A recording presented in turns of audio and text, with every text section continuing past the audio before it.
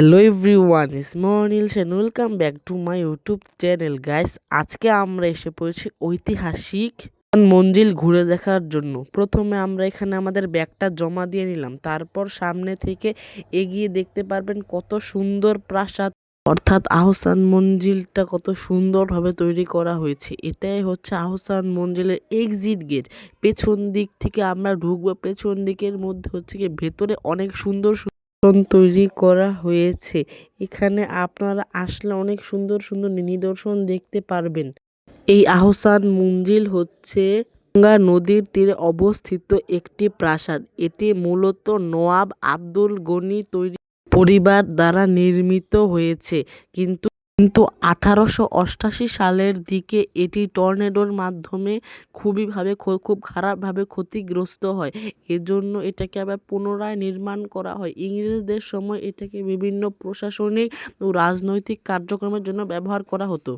এটা হচ্ছে গিয়ে আহসান মঞ্জিলের শেষের দিক। এখানে পুরোটাই বন্ধ রয়েছে, কিন্তু উপরের যে মহলটা রয়েছে, মাঝখানের মহলটা খোলা রয়েছে। সেখানে অনেক সুন্দর সুন্দর নিদর্শন রয়েছে। মাঝখানের মহলটাই মূলত জাদুঘর হিসেবে ব্যবহার করা হয়, আর এগুলো এখন বন্ধ রয়েছে। মানে যেগুলো সাইডের যে ঘরগুলো রয়েছে সেগুলো। এখন আমরা হেঁটে হেঁটে সেই জাদুঘরের সামনে যাব এবং আপনাদের দেখাবো। সেখানে ছবি তোলা নিষেধ বা ভিডিও করা নিষেধ, কিন্তু আমি আপনাদের জন্য অনেক কষ্ট করে ভিডিও ছবি তুলেছি। এজন্য অবশ্যই আমার চ্যানেলটাকে সাবস্ক্রাইব ও লাইক করে দিবেন এসব ঐতিহাসিক জায়গায় ঘুরে দেখার জন্য। কথা বেশি না বলে এখন আমরা ডাইরেক্ট চলে যাব হচ্ছে গিয়ে এখানে যে জাদুঘর নির্মিত হয়েছে সেই জাদুঘরের মধ্যে। আপনারাই দেখুন কি সুন্দর বর্ম। এটা হচ্ছে গিয়ে মূল গেট দিয়ে আমরা প্রবেশ করেছি। তারপর আপনারা এক এক করে দেখতে থাকুন।